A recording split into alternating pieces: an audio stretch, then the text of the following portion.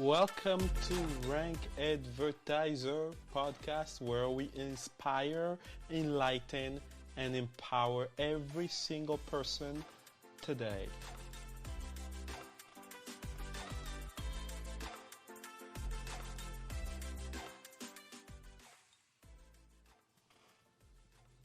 Hello everyone, I hope that you are all doing well. Just want to tell you about this new podcast that I just started. It's amazing, and we have one purpose: to inspire, enlighten, and empower you. So I'm inviting you to join me today in this podcast. Welcome and welcome and welcome again. And the cool things I want to share with you, coming soon, our first episode with Beth. She's going to be sharing about what it means to be a woman entrepreneur and how you can build your own business today. The opportunity that she has for you is amazing. Guess what? Stay tuned for our first episode coming soon. To all of you out there ready to watch, I'm inviting you. Welcome to the podcast.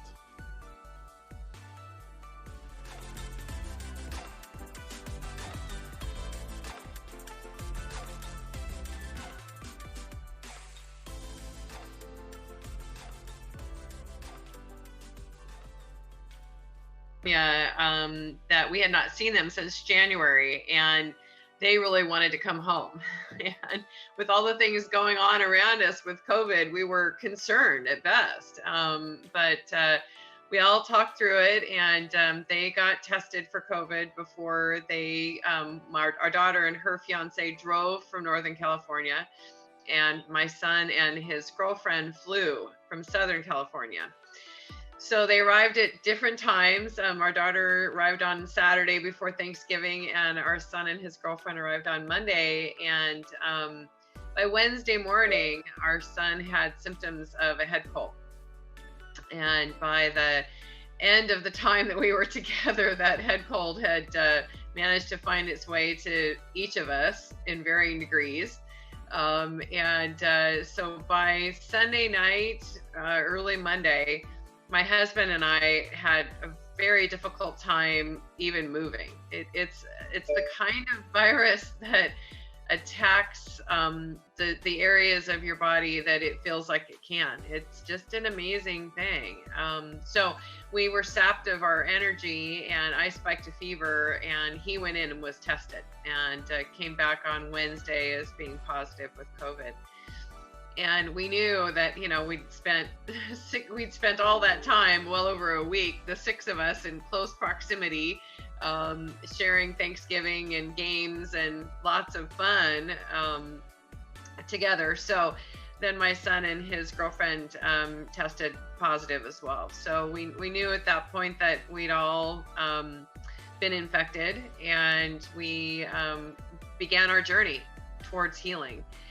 And, it's an interesting journey, and it's widely varying dependent upon who you are and what some of your pre-existing conditions are. I think it also has to do with just having access to good information about what to do if you feel like you have COVID, because there's such a wide variety of different information out there. And the only thing that I can just share with your audience today, having lived through, I kind of jokingly refer to it as my COVID coma. You sort of feel like, you just want to stay put, and you don't want to move very much, right? But it is quite real. It's unlike any virus I've ever experienced in my lifetime. And for the people who are out there listening to us right now, and who are wondering about, because they watch on TV people getting infected or people dying from COVID. For those who want to understand, how did you feel during those moments once you knew that you had it? Were you scared, or were you okay that you know how you would overcome that challenge? How did you feel in those moments? All of the above. It was just kind of a great question. And it was a smattering of a whole bunch of emotions almost simultaneously. The first, of course, was fear, because that's been something that I think has been instilled in all of us about COVID. Then, closely on the heels of that, it was, I have access, my family has access to really extraordinary nutrition that is all about helping to rebuild our immune systems. And we knew that they were strong going in. So it's a little like preparing for a surgery, as an example, right? I know it might seem a little strange, but the two of them will intersect again in a second. If you're going in for a fairly significant surgery, the best way to ensure that you're going to come out of that procedure and have your recovery be as strong as possible and as rapid as possible is to go in really healthy and really fit and really strong, especially if it's one of your limbs, right? So same kind of thing here, is that we went into this experience with a very significant strengthened immune system. We take undenatured whey protein daily, and it just in and of itself has the ability to help boost your immune system by over 500%. So we knew we had a lot of really significant tools at our disposal that we had already prepared with should something like this happen to us. So the fear was short term. The preparation that we had gone through in advance of getting this virus, we knew just instinctively that our bodies were going to be supported to respond favorably and to recover more rapidly than others who go into having this virus as a part of their internal mechanisms, and they're not as well prepared because their immune systems are already compromised, as an example, or they haven't had very much sleep lately, or they've done things that have deliberately lessened or decreased their immune systems, and sometimes consciously and sometimes unconsciously, right? I mean, there are very few people who know that, just as an example, utilizing steroids of any kind automatically you're going to compromise your immune system. And it's not one of the things that traditional MDs would share with people unless they asked, obviously, about what steroids can do. And that's only one example of a litany of different medications that are commonly used to reduce pain. Okay. That also have side effects of your immune system. Yes. And for those people who are right now watching this or listening to us, who believe that they do have COVID and who are seeking for options or get some supplement, as you talk about strengthening the immune system, who want to know what kind of supplement did you took so that they could use it, what would you tell them? Yeah, so I mean, great question, right? And for all of you that are in that situation, the thing that's the most important really is to make sure that you are monitoring your oxygen levels and your breathing. Because the thing that is kind of the telltale about whether or not you need the benefit of some intervention in the form of additional oxygen being added to you in the hospital, it's very easy to go and get an oximeter, and it's spelled Oximeter. And what it does is it measures your oxygen level in your blood. And it does it just through, you put your finger in a little mechanism, and it's kind of a cool little device, actually. And it's not very expensive. You can get them at Walgreens. You can get them many different places. But have someone, if you know you have COVID, get one of those and drop it off at your home, because you're going to want to be measuring your oxygen levels. The other thing, in terms of the supplementation, we have the benefit of being exposed to a whole bunch of different MDs, both traditional medical doctors as well as holistic care doctors. And they're utilizing a very specific protocol right now with great results in hospitals all over the country, really started in California. And I have that protocol that I'm happy to share. And then I can also send it to you in writing, Lori, so that you could share it with your audience as well. Okay. So on a daily basis, this is what we were taking. Now we have supplementation that comes from a very specific company that does all of these things. And I want you to know that that company is Isogenics. And I have proudly represented them for 13 years. And if what you would prefer to do is to just make sure you have all of these supplements and these quantities available to you, and you're more comfortable purchasing them somewhere else, great. I just want people to feel well and know that they can be empowered to get through COVID, because they can. It's scary and it's hard, and there are some cases that you're going to end up in the hospital because your oxygen levels dip below 95%. But for those people who know going in that they've got a relatively strong immune system, and they're going to make it through without needing to do that, this is the formula that we used. And it's vitamin C, 500 milligrams 3 times a day. So that's a total of 1,500 milligrams on a daily basis of vitamin C.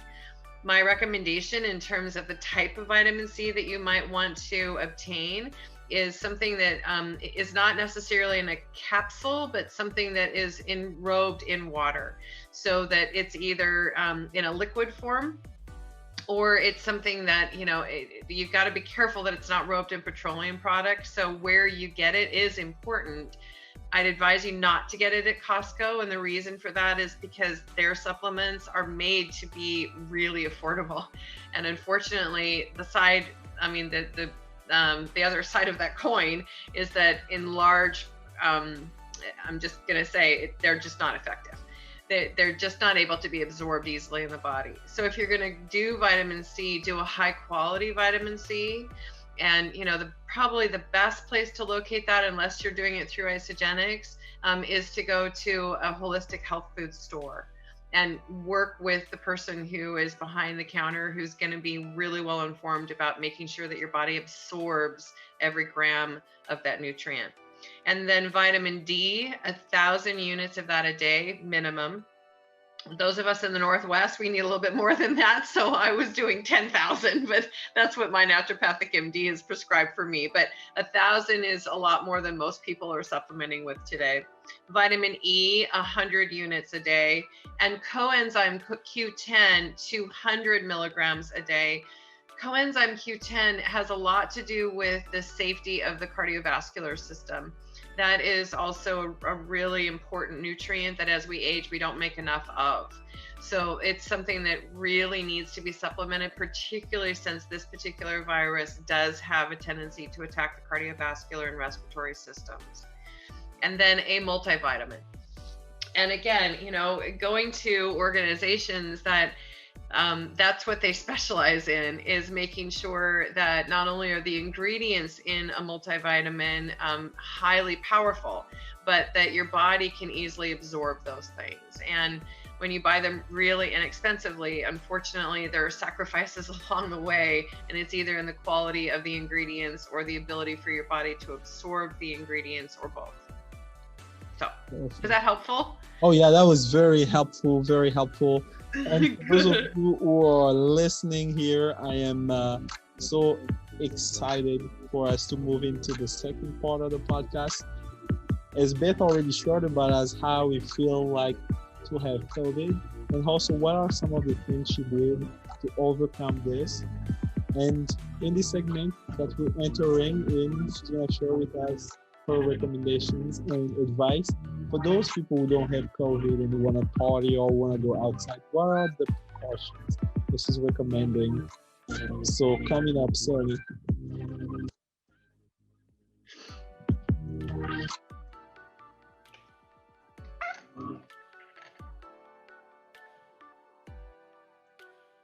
Okay, we are back. We're back here. Beth, thank you so much for sharing on the first part the importance of knowing how to take care of oneself during COVID. So my next question for you is, for the people who want to go outside, they are tired of staying in, they're like, oh man, there is the government enforcing all of this, there is no more going out, so they want to go out. So what would be the advice to them, the people who didn't experience COVID with their family or with someone near them, who are wondering about what is the best things to do? What would you tell them? Yeah, well, I'll tell you, great question. And we actually, when we agreed to have our children here, they were all tested before they arrived, as I mentioned, and we made them strip in our garage all of the clothing from wherever they had been and left it in the garage, and then we put it right in the washer machine, and they ran upstairs to take hot showers. So we really believed that we had put in place a number of protocols in our home to protect all of us, which was our ultimate objective. The thing I think that's really important when you're out and about, particularly if you've not been exposed to COVID, and you don't want to be, no, you really don't want to be, is to make sure and wear a mask. I mean, I know that there's a lot of interesting, controversial things, and not unlike so many other things this year, things have become politicized. And from my standpoint, I have to say that I am happy to wear a mask, not necessarily as much about protecting me as about protecting other people, because that's what I feel like very strongly actually is the thing that is being responsible for the care of other people in our lives. And that's a really simple thing to do, because they have, recognized, and there's still a lot of questions about COVID. So you do hear one thing one day, and then, you kind of hear something a little different the following day. So it makes it difficult, right? But that is one very simple thing that we can all do to care for one another. If you're heading into the holiday season and you're celebrating Christmas and you'd like to do that with your families, you just got to be very careful about those individuals who are the highest risk. As an example, we had our 2 children and their significant others, and my husband and I, and the 6 of us essentially quarantined in our own home. Well, and we also had the virus amongst us while we were quarantining, so it wasn't really helpful to quarantine. But we did not have my 80-year-old mother and my 93-year-old stepfather join us, which was a very difficult decision to not have them with us. But now, as we have an opportunity to look back on it, we're so grateful that they weren't here, because if they would have been, they would have been exposed to. So right now, with all of the increased numbers and all of the increased cases that we are seeing all over the country, and numbers that we haven't seen before, with 3,000 people a day who are perishing as a result of this virus. And at the same time, we also have 2 now vaccines that are being rolled out, thank goodness. I would advise anybody who is making plans for next week to just be very, very cautious. It's not just about washing your hands. It's about making sure that the people that you're going to be with are people who are not going to be as high a risk. And if you have family members who if they are asthmatic, if they have upper respiratory issues, if they're older, it's probably best this particular holiday season to be spending it in smaller sized groups. Okay, that's a very important advice. Thank you for sharing that. And my next question is, the vaccine is coming. Everybody is seeing on TV, hey, the vaccine is there. And right. They've been producing it. But still, there are some people that I've talked to personally who are reluctant about getting the vaccine. It's kind of interesting. At the same time, it's also worrisome, because I'm like, here it is. We have the solutions that will kind of alleviate the pain of COVID spreading around. But still, there are some people who don't want to have it.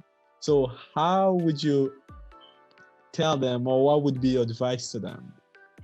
Yeah, and that's a tough one, because a lot of people that I'm familiar with, I mean, they don't like to get flu shots, right? They don't like to have any substances injected into their body that are man-made, and there's a big part of me that really understands that. And yet, when it comes to something that has qualified for the last year as a global pandemic, the ability for each and every one of us to begin to resume what we might consider to be a more normal lifestyle. And there are things about our previous normal lifestyles that maybe weren't that great, to be honest with you, right?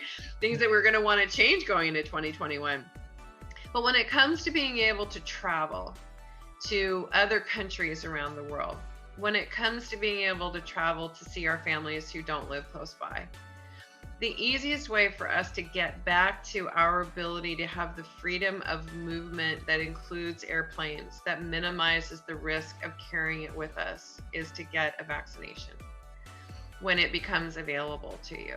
So it's not just about, again, the impact on you physically, but it's really more about you won't then be one of those individuals who unknowingly, perhaps for up to a week, have been sharing this virus with so many others. In my opinion, that's what makes it so very different, is that this virus, you don't show symptoms for quite some time until it's too late, until you've had an opportunity to impact, you won't know how many people, particularly if you've gotten on an airplane.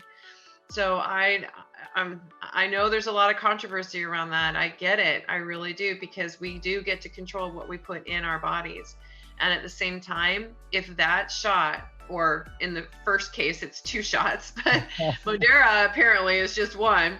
But regardless of the quality and the quantity of them when they're available, the reality is that if we want to be able to resume the things that we all really appreciate, especially travel, I don't know how you could do that and not get a vaccination. Go to another country that has experienced this, right? And feel good about, just the risk that it means that you could be easily infecting lots of people that you'll never know. Exactly. This is one of the most strangest pandemic ever, where, if you have it, you could bring it anywhere that you go. And it's just quite interesting to realize that this December I was actually planning to go visit my parents, but I had to cancel because my sister were like, it might not be safe, and I was like, you're right. The last things one wanna see is, you go visit people and then boom, the virus spreads again. Or you didn't know that you had it and then someone else have it. And it's very, the risk to reward ratio is very, very, very, very strange. And that's why I even start thinking about what am I going to do during Christmas or New Year's, as the numbers are increasing. And I've decided to stay home. So I know. Yeah. What would you say, how would you spend this new year that's starting, the 2021? Finally, we're getting into a new year. We've made it through 2020. Right? It's been really crazy.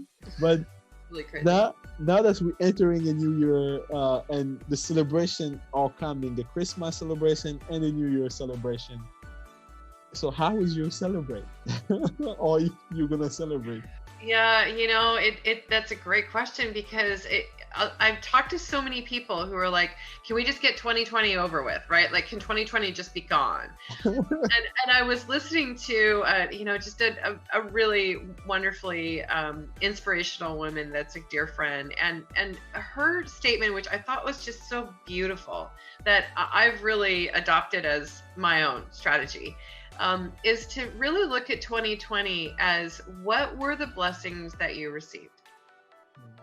Because really, when we pause long enough to think, even having, lived through a 2-week COVID coma, the blessing for me personally is that I know now that I have the antibodies, and right now I cannot give this to anyone else, and I cannot get it from anyone else. Mm-hmm. Right? So I'm blessed that I didn't end up in the hospital, right? So when you look at any situation, regardless of what it is, it's really identifying what are the blessings. Mm-hmm. And then in terms of the new year, thinking in terms of what are the things that occurred in your life in 2020 that you don't want to take with you into 2021. That their purpose, their reality, right, is going to be over in 2020.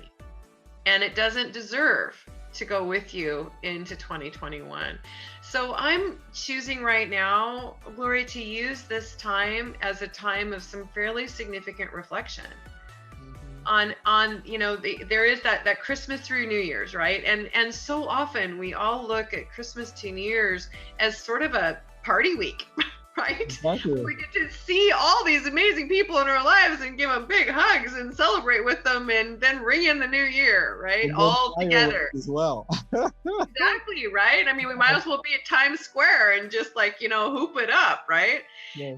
So there's all types of ways that I kind of feel like being available to do that next year, right? Recognizing that keeping our families safe this year, spending more of that time perhaps in reflection, and then gearing up for, okay, so what are the next holidays that are going to come up, right? We know, at least in the United States, that the 4th of July is going to be a big one. We're going to blow up a lot of stuff, right? And be able to celebrate big. So it's just looking at, what is the temporary reality versus what is the long-term reality, and coming up with those ways of saying 2020 was full of lots of blessings, and 2021 will be full of lots of possibilities. Perfect. Thank you everybody for listening, and we're moving to our third segment. This is where I'm gonna ask Beth one more question, and then she get to have the floor and share with us what she wants to share with us. So I want you guys to invite all the mothers who have children right now, all the parents, because this question is going to be very valuable to them.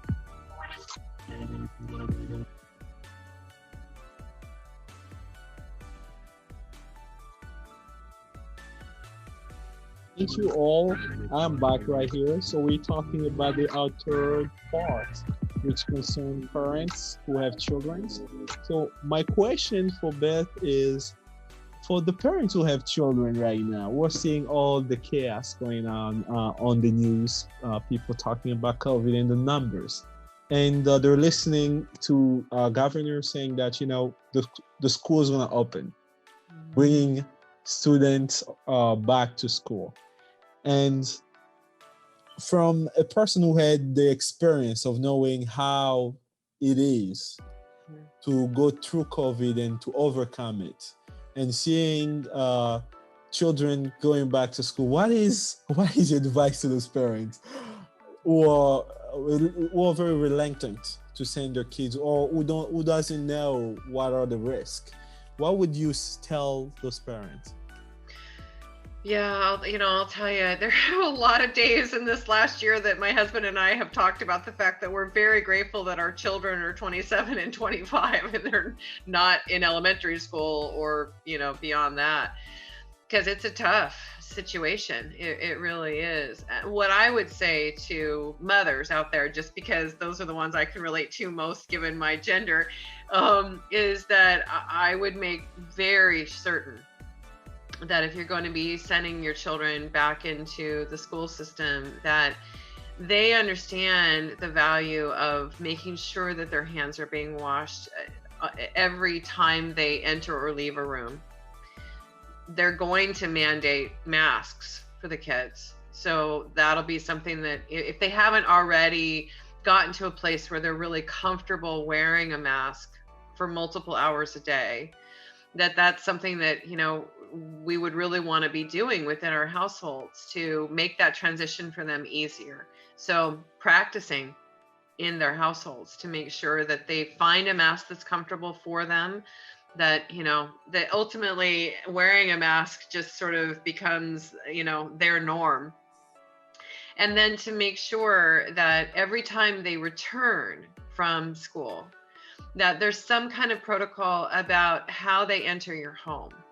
Because if they have brought the virus on them, because it likes surfaces and it does enjoy clothing too. So to make sure, to the best of your ability, that coats are left in the garage, that shoes are left in the garage. You might even have a traditional way of making sure that when they get home, one of the first things they do is shower. because it doesn't like heat. That's about the only consistent thing that we've discovered. And we know that as the winter months continue, and particularly in lots of parts of our country right now, it's incredibly cold. The East Coast was hit with a tremendous snowstorm very recently. So those kids that are in home, they're in an environment where the virus does like to spread. So just doing everything within your power to make sure that it doesn't come into your home on their clothing, and it doesn't come into your home on their hair or on their skin. And the easiest way to do that is to make sure that they bathe or shower as soon as they return home. And then making sure that they have access to lots of vitamin C. And if they don't like orange juice, which is one of the easiest ways to do that, has high sugar, so that's the trade-off there. But again, making sure that they have access to vitamin C, vitamin D, and vitamin E. CoQ10 is probably not as big a deal for younger people, but even a daily child's multivitamin would be incredibly helpful if they're not already taking one. So I think it's just this opportunity, between not going back to school yet, but having a space of a couple of weeks or more to really help them be psychologically prepared, as well as doing everything you can to boost their immune systems between now and then. Perfect. Thank you so much for the advice, and thank you so much for sharing with me and all the listener about your experience and of overcoming this pandemic. And I would like to give you the floor and to share anything you want to share at this moment. So you have the floor. You're so sweet, Glory. Well, I think the thing that, I just would love to close with is how grateful I am for Glory and for all that he does, and for the audience of people that are listening. And thank you so much for making the time to do that today. And I'm a Christian, and so I celebrate Christmas. And so I know that there are lots of people who are listening who may not be Christian and may not be celebrating Christmas. But whatever holiday you're in the midst of celebrating, make it a safe one this year. That's really it's joyful because we all have another day available to us. And just making that the priority would be kind of my closing message. Safety is incredibly important right now in our country. Thank you so much, Beth. I totally appreciate you. Thank you for being here with us. And we look forward to having you in our podcast and sharing with a lot more knowledge with a lot more people. And to all of you who are listening, I want to thank you for being here with us. Thank you. Stay tuned on the podcast. This is where we share inspiration, we share knowledge and information with you. Thank you so much for listening. We look forward to having you soon.